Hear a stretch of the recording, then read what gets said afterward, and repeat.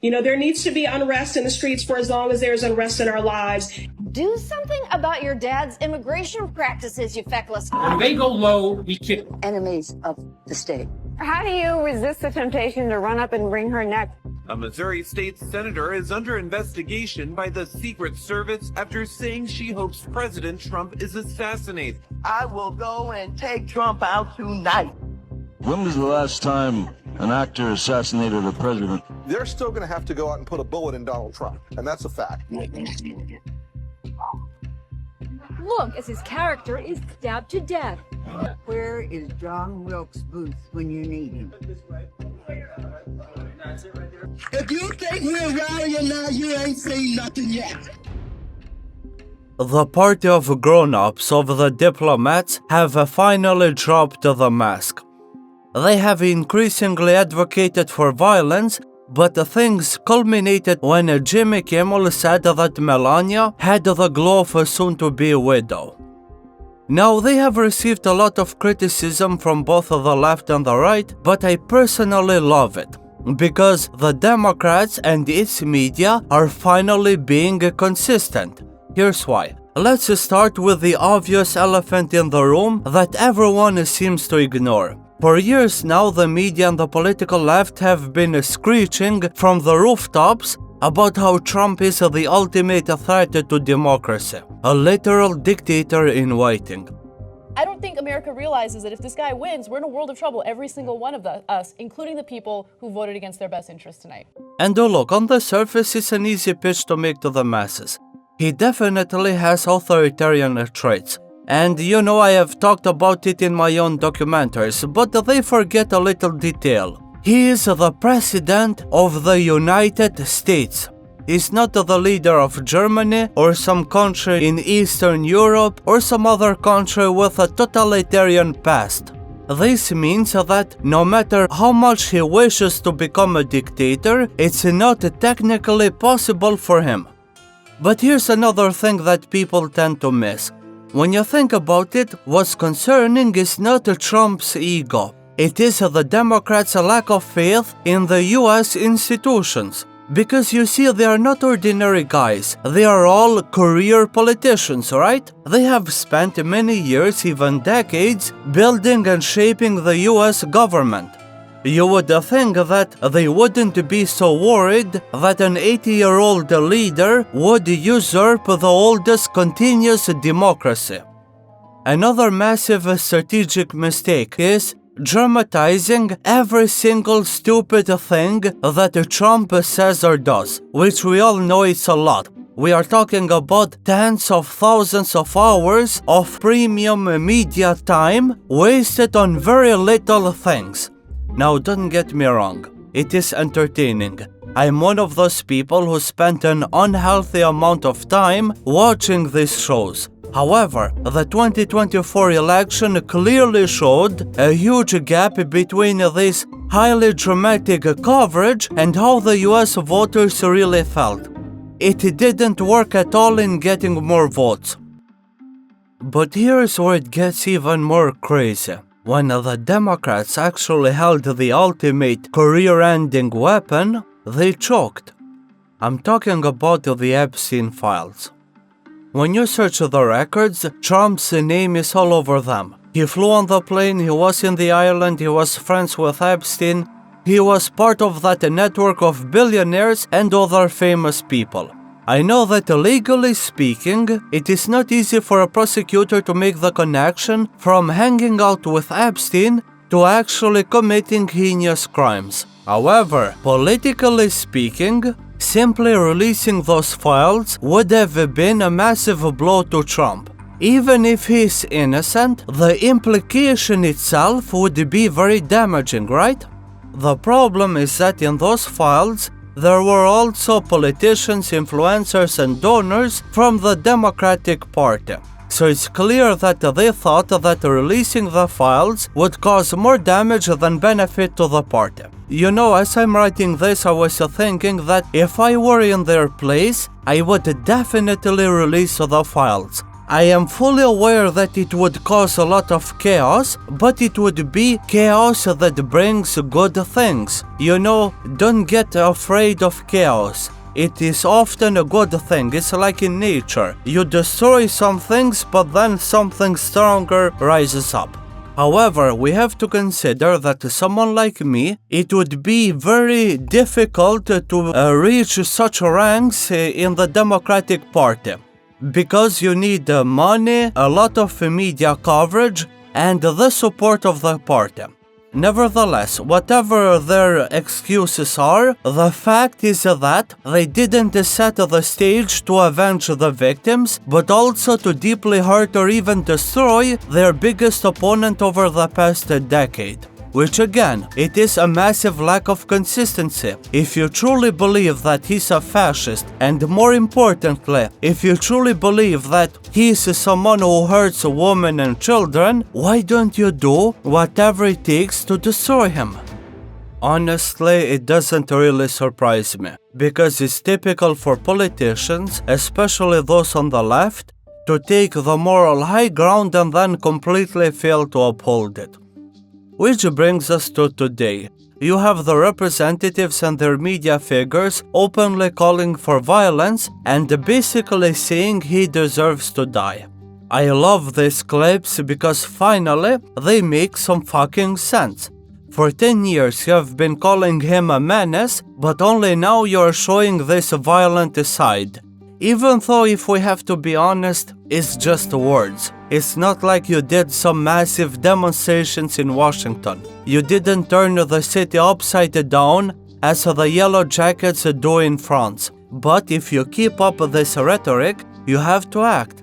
You have to organize violent demonstrations, otherwise you will lose credibility. Now let me give you an example of how this actually works. What the Trump supporters did on January 6 was wrong. It was a massive shock to the world. But when you think about it, it actually makes sense. I mean, the president, many Republicans, Fox News, and the rest of the right media were all hammering this message that the election was stolen, right? I know your pain. I know you're hurt. We had an election that was stolen from us. It was a landslide election, and everyone knows it, especially the other side.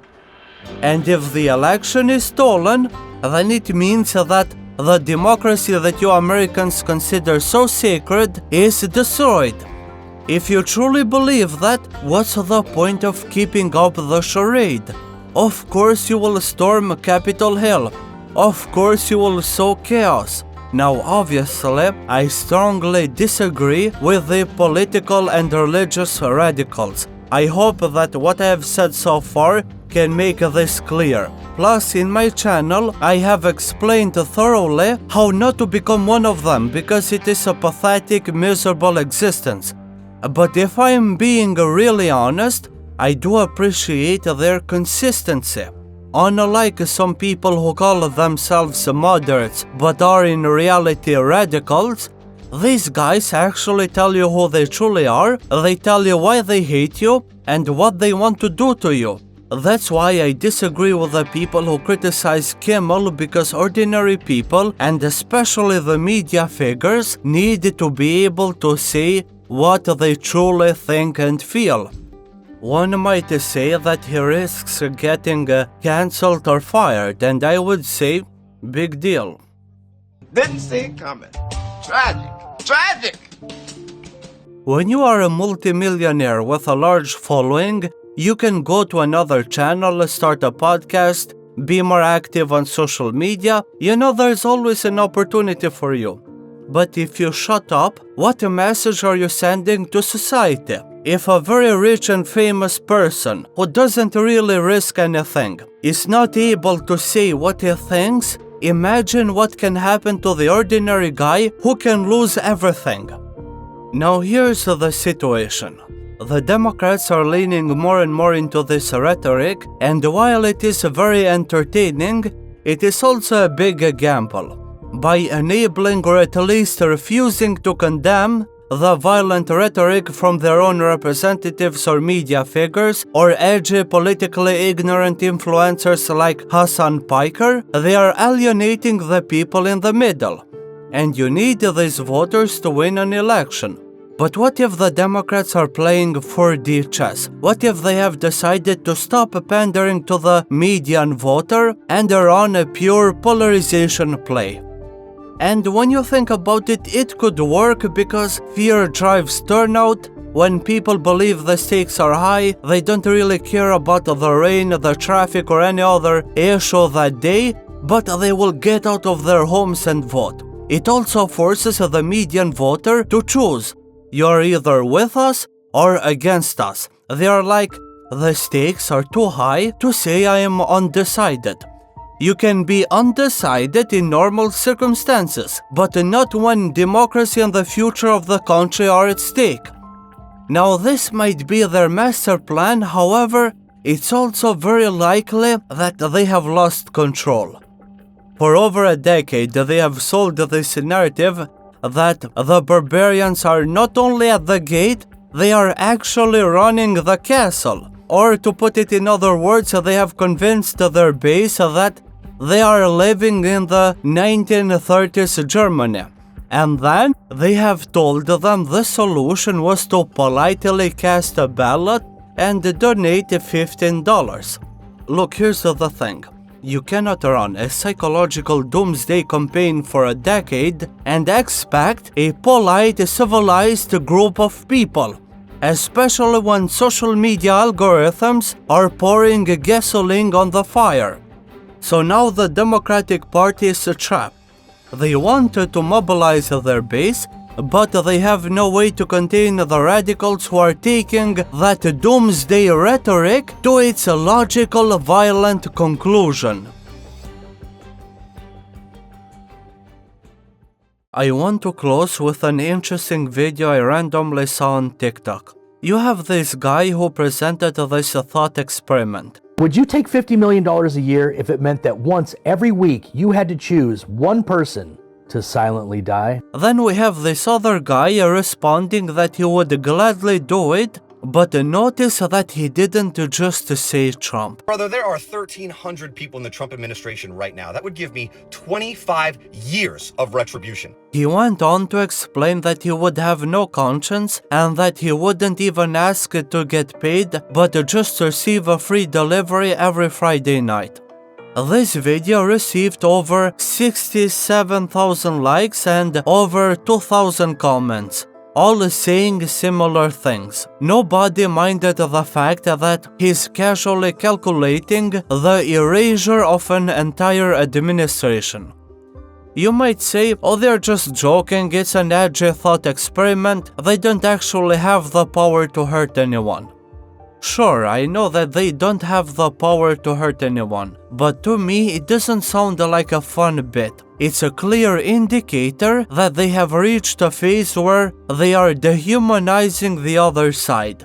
Again, follow the logic. If the leader is the embodiment of evil, what does it mean of his supporters? They are accomplices, right? In this framework, they are no longer your neighbors, your co-workers, or your family members. They are enabling all of this shit. So when you see someone casually talking about the deaths of many people, it's not an anomaly, it's not a glitch. It is the natural, logical conclusion of a long doomsday campaign.